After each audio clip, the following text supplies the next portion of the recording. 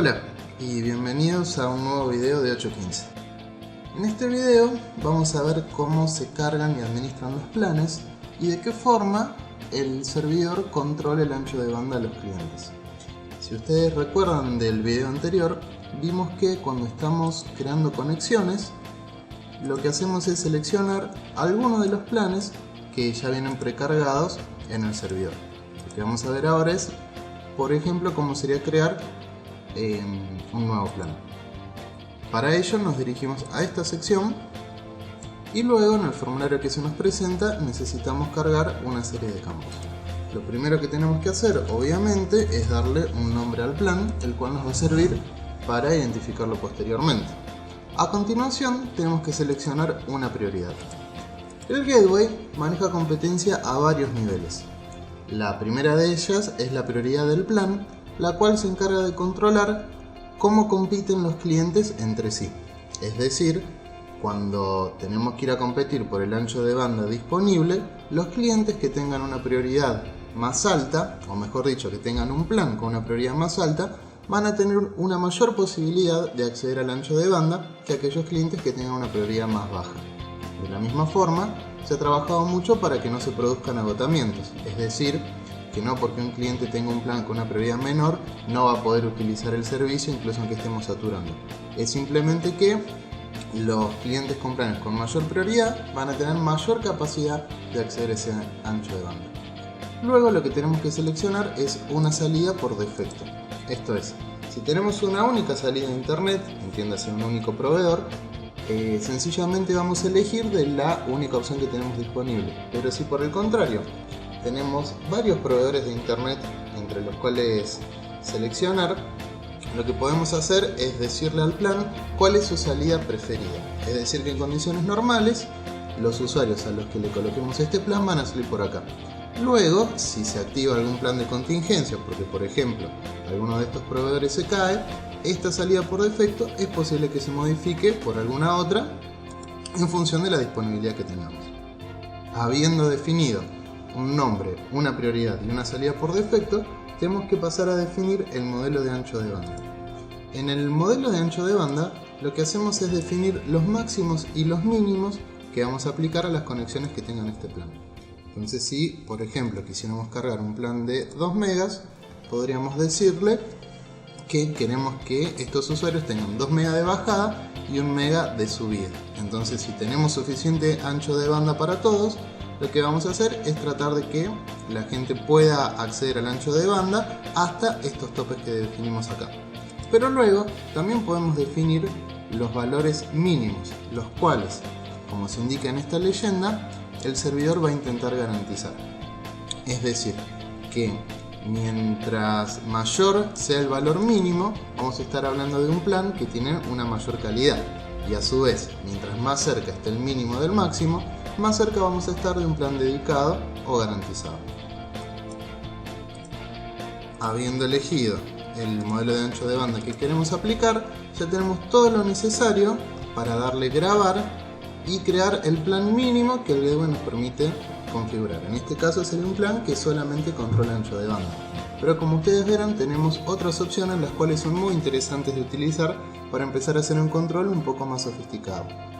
La más simple de ellas es la utilización de un proxy, lo cual indica que si tenemos algún proxy disponible, por ejemplo un proxy caché, podemos simplemente seleccionarlo y de esa forma el gateway ya sabe que hay cierto tráfico que va a tener que capturar y enviarle a este proxy. Al igual que en el caso de la salida por defecto, la utilización del proxy también puede aplicarse o no en función de que se active alguna contingencia o de que el gateway identifique que el proxy que estamos utilizando no está performando de forma aceptable. Y luego tenemos para definir el modelo de filtrado o firewall y el modelo de QoS o calidad de servicio. El modelo de filtrado es una cosa muy interesante, ya que el gateway mantiene un firewall específico para cada cliente. Es decir, que en vez de tener un firewall gigante adelante del servidor, se usa un firewall particular para cada cliente. Esto baja notablemente la latencia, ya que el gateway tiene que tomar pocas decisiones para saber qué es lo que tiene que hacer con cada paquete. Luego, el firewall se usa para lo que tradicionalmente se usan los firewalls, que es para definir lo que se puede hacer y lo que no se puede hacer. Pero además, el gateway utiliza el modelo de filtrado para controlar de qué forma el cliente puede establecer conexiones. ¿Qué quiere decir esto? Nosotros nos tomamos el trabajo de medir para cada tipo de servicio cuántas conexiones necesita establecer un usuario cuando está haciendo un uso legítimo de la conexión. Es decir, tantas conexiones para navegación, tantas para navegación segura, tantas para consultas DNS y así con el resto de los servicios.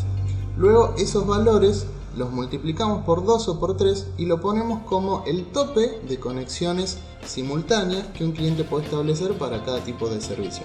Como los topes están altos, porque están 2 o 3 veces por arriba de lo que se necesita cotidianamente, cuando el usuario haga uso del servicio no va a alcanzar nunca esos topes siempre que el uso que esté haciendo sea legítimo. Pero a su vez protegemos la red frente a equipos mal configurados o, por ejemplo, algún equipo infectado con virus. Pensemos que si tenemos algún usuario que se ha infectado con un mailer, lo que tendríamos en ese caso sería un equipo en nuestra red que va a estar intentando enviar miles de correos electrónicos por minuto. Obviamente no va a poder enviar 1000 correos electrónicos por minuto porque no le va a dar el ancho de banda. Pero si no aplicamos un modelo de filtrado, ese usuario va a intentar establecer miles de conexiones de todas formas. Eso significa primero que se va a perjudicar a sí mismo en su sensación de navegación, pero también nos va a cargar los equipos, nos va a cargar el servidor, va a ensuciar el aire, va a hacer que nuestras IPs caigan en lista negra, etcétera, etcétera, etcétera.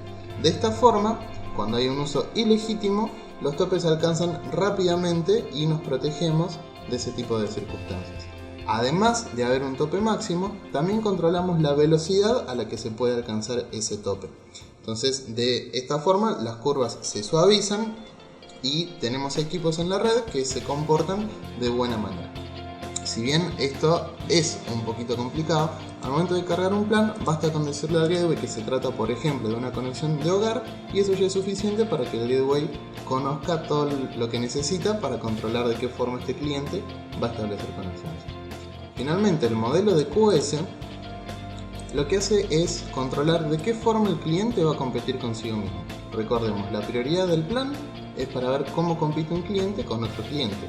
Luego, el perfil de QoS sirve para controlar de qué forma el cliente compite consigo mismo. ¿Qué quiere decir eso? Que cuando tenemos múltiples dispositivos con múltiples aplicaciones, todas ellas en un mismo domicilio queriendo acceder al mismo ancho de banda, el perfil de QoS nos permite darle forma a ese consumo y priorizar aquellos servicios que nos interesan y penalizar las conexiones que no nos interesan tanto. Lo que hacemos cuando aplicamos un modelo de QoS es partir el ancho de banda de esta conexión en 3 particiones.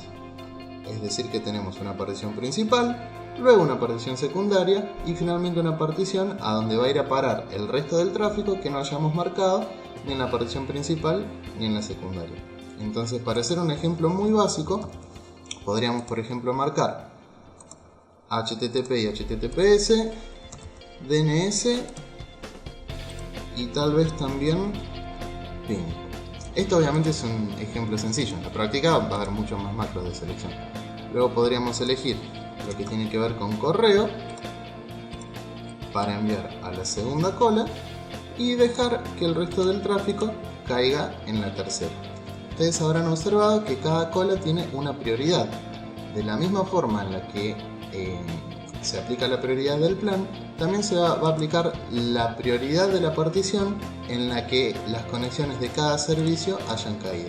Es decir, los servicios que marquemos en la primera cola van a tener una mayor posibilidad de acceder al ancho de banda que los servicios que marquemos en las colas con una prioridad menor.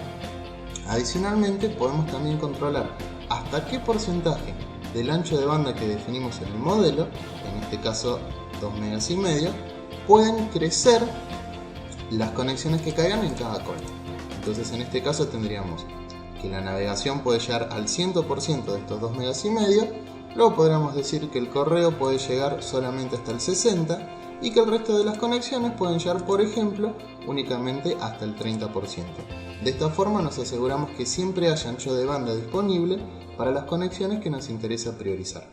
Adicionalmente, podemos también trabajar con ráfagas para decir, por ejemplo, que solo los primeros 5 MB de cada conexión HTTP caigan en la primera cola y que del bit 5.000.001 en adelante caigamos en la segunda. De esta forma le vamos a dar prioridad a las conexiones nuevas o cortas. Vamos a permitir que el usuario haga descargas por puerto 80, pero esas descargas van a empezar con una prioridad alta del 100% y de los 5 megas en adelante van a continuar con una prioridad media y al 60%. Finalmente, el último tipo de ráfaga que podemos aplicar es aquella que toma en cuenta 3 secciones distintas de cada conexión. En este caso lo que haríamos es, el primer mega de cada objeto que descarguemos lo vamos a entregar libre, es decir que no va a aplicar este control de 2 megas y medio, sino que lo vamos a entregar a lo que dé el enlace en ese momento. Luego del mega 1 al mega 10 lo entregamos con prioridad alta y al 100%, y del mega 10 en adelante lo entregamos con prioridad media y al 60%. De esta manera, sacrificando un poquito de ancho de banda, logramos que las conexiones cortas finalicen rápidamente y que los usuarios tengan una excelente sensación de navegación. Esto da para seguir hablando, se pueden hacer muchas más cosas, pero creo que este ejemplo es suficiente como para que más o menos se lleven una idea de lo que se puede hacer. Nuevamente, cuando estamos creando un plan, basta con elegir el perfil de QoS para que el gateway ya sepa lo que tiene que hacer. Lo último sobre los planes.